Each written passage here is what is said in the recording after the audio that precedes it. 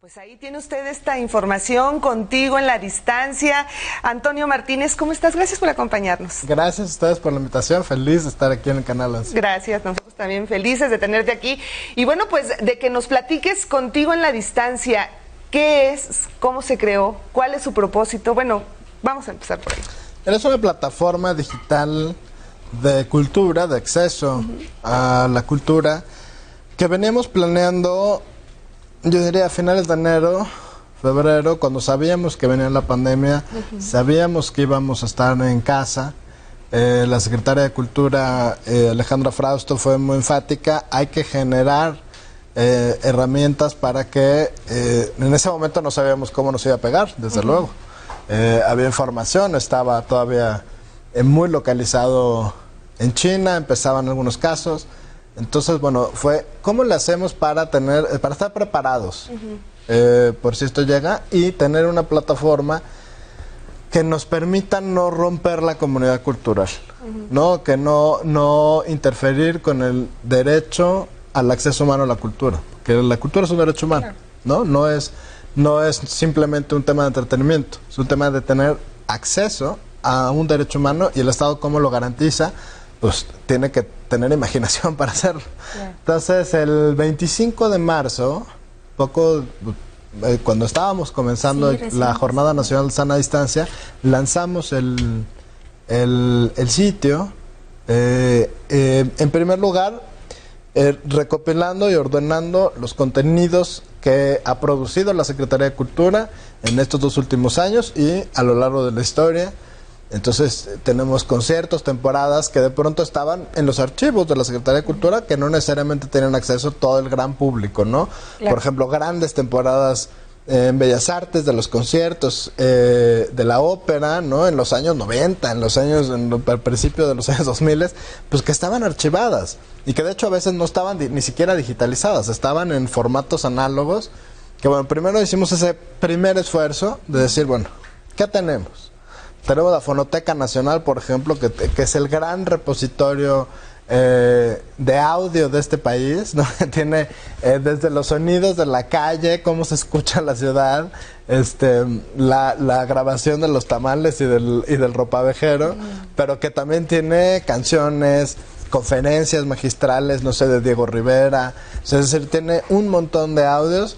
Ellos tienen una plataforma digital, y entonces hicimos una selección que va para Contigo en la Distancia. Los libros, por ejemplo, tenemos casi 600 libros gratuitos en esta alianza que tenemos con el Fondo de Cultura Económica, con el sello editorial Tierra Adentro, etcétera. Tenemos libros gratuitos a descarga, casi 600, y que se han descargado de una manera increíble. Tenemos recorridos virtuales. Ahí hicimos un esfuerzo, no solamente por poner los que están en el ámbito federal. En el ámbito federal están las zonas arqueológicas, los museos del Instituto Nacional de Antropología e Historia y los museos del Instituto Nacional de Bellas Artes. Pero pues no queríamos quedarnos ahí. Entonces ahí hemos tenido una colaboración fantástica con todos los estados, que han hecho un esfuerzo porque sus museos locales, regionales, no sé, el Museo del Cacao en Chiapas, museos chiquitos, tengan su recorrido virtual en Contigo en la Distancia, y eso les ha permitido tener más visitas de las que no habían tenido nunca, o personas que decían, oye, yo no conocía que existía tal museo o tal otro en Veracruz, o en Tamaulipas, o en Coahuila, etcétera. No estoy pensando, por ejemplo, en el Museo del Desierto, que es fantástico y que no todo el mundo tiene la posibilidad de poder ir al Museo del Desierto. Ahí está el Museo del Desierto completito para que lo vean. Entonces, eso fue el primer paso. Y el segundo, que es la segunda etapa, ya durante la pandemia, fue producir material exclusivo para la plataforma.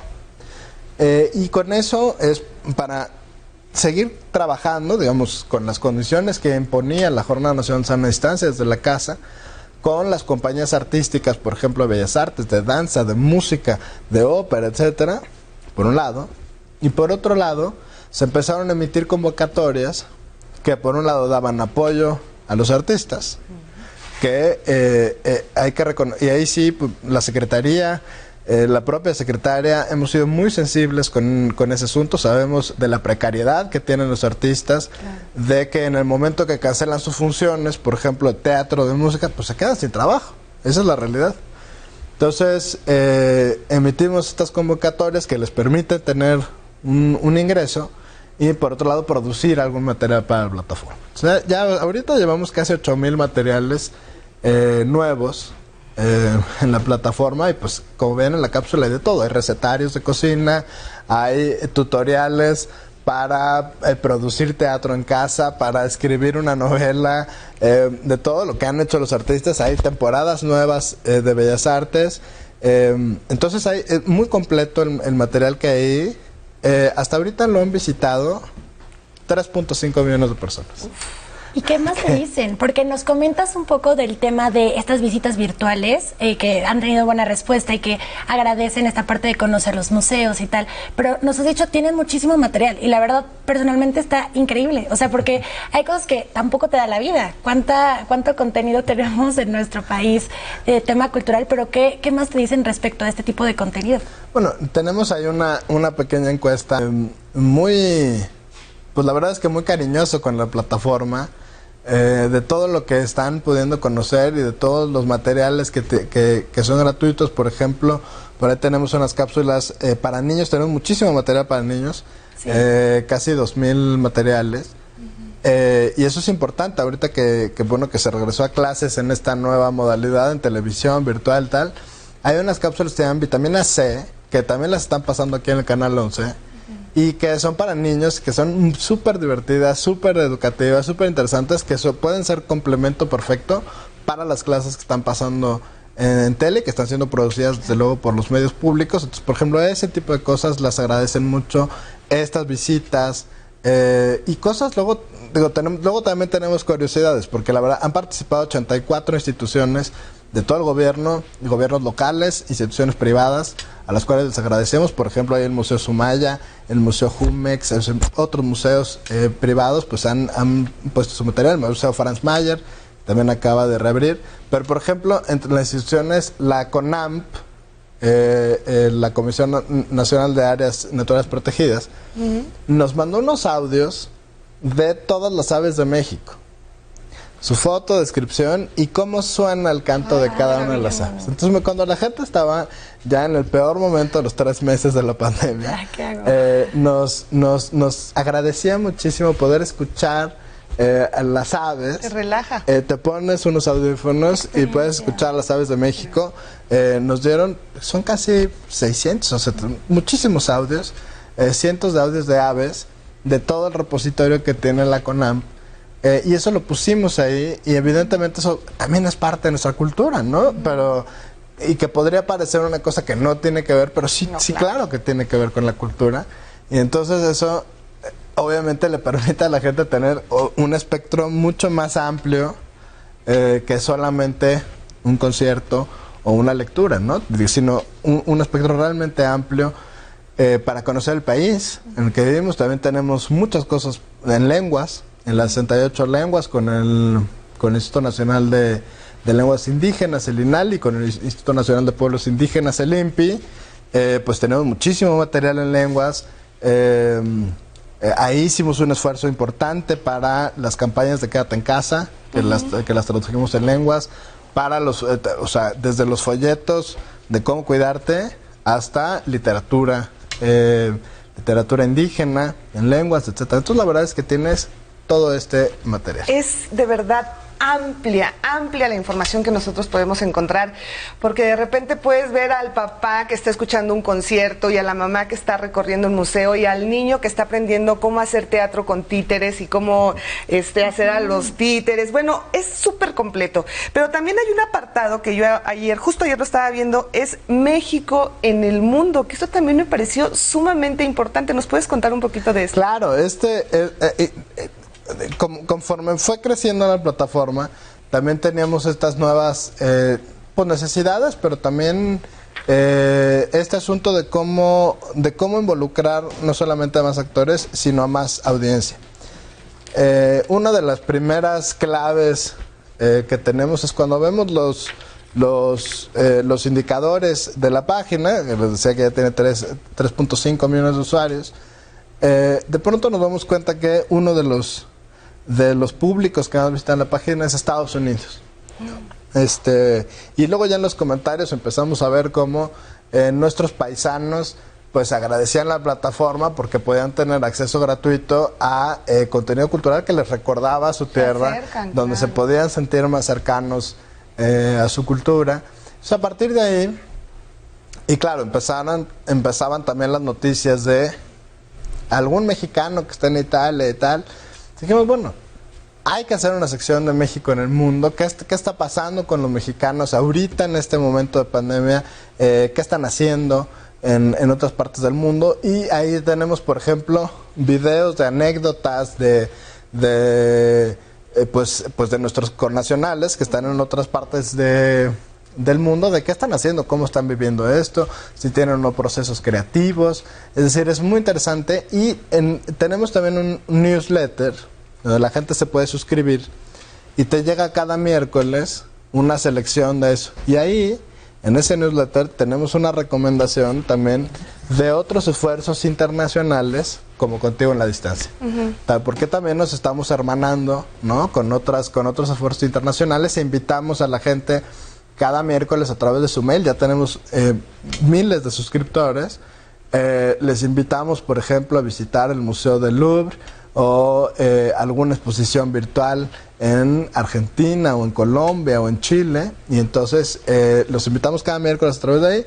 Y esta sección internacional de los mexicanos en el mundo, que es muy importante, pero sí es importante resaltar cómo Estados Unidos es el segundo país que más visita Contigo en la Distancia, y eso sí nos plantea pues un reto hacia el futuro, de cómo seguir produciendo, pensando siempre cada vez que producimos algún material cultural o cómo lo vamos a difundir, pensar que no solamente es para nosotros, sino también para nuestros paisanos en Estados Unidos y en otras partes del mundo, desde luego, pero en Estados Unidos marcadamente es importante el número de personas que están ahí.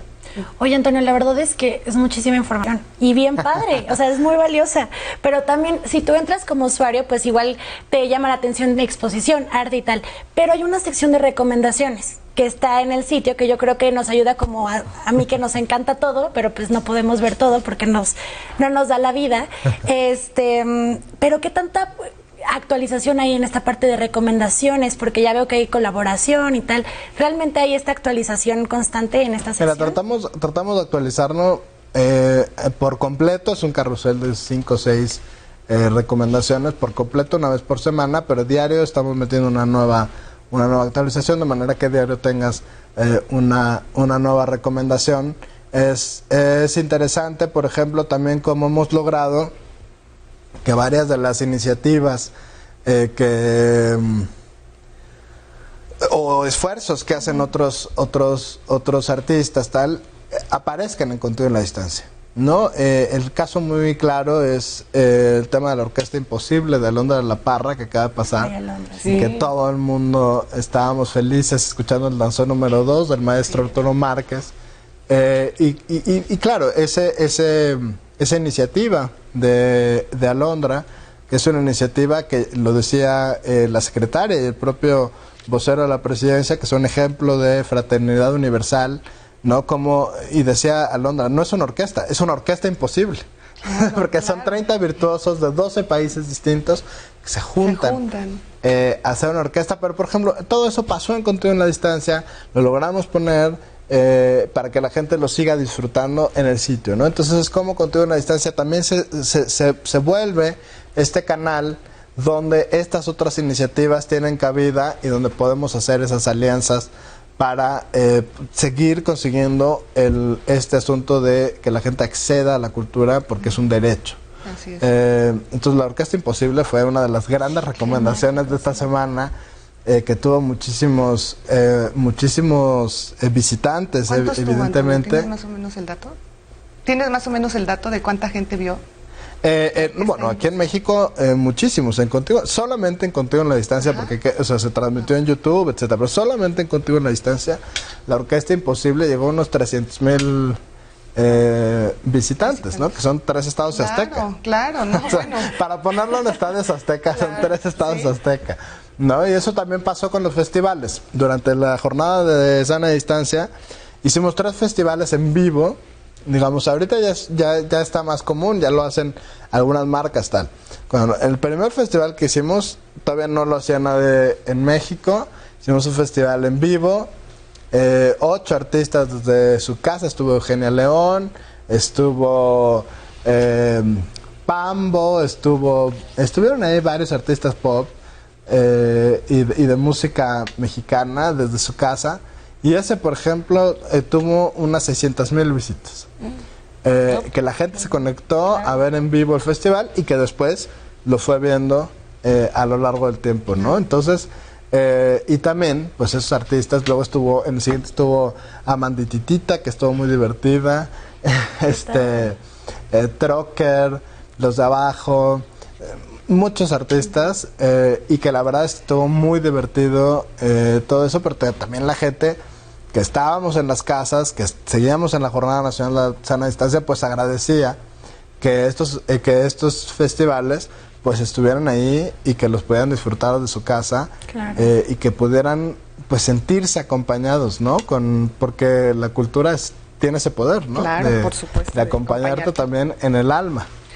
Mira, nos escribe Hanna Olascoaga, dice, padrísima participación de la Secretaría de Cultura, los felicito por invitar a este tipo de personas y promover la cultura en nuestro país. Además, excelentes propuestas y eventos han transmitido. Seguramente ella ya ha estado ahí presente en algunos eventos y bueno, pues mucho trabajo por hacer y un muy buen reto porque pues esto ya no se puede quedar así, ¿no? Mira, la verdad es que precisamente hemos reflexionado sobre eso, sobre cómo este camino o este terreno digital que hemos ganado ya no lo podemos perder. Claro. Es decir, más allá de que viene la vacuna, de que hay muchos esfuerzos del gobierno para controlar la pandemia, que vamos bien, esto ya no puede parar. Claro. Es decir, este camino, mira, había muchas iniciativas cuando llegamos al gobierno. Pues sí, había esta cosa de que se hacían apps para todo, y por aquí, por allá, tal. Simplemente este primer camino como de ordenarlo todo en un solo lugar, de volver a revisar el catálogo histórico de las producciones que son tan ricas y tan buenas. Digamos, este primer esfuerzo solamente, ¿no? Ya déjate tú toda la producción nueva que hicimos. Claro.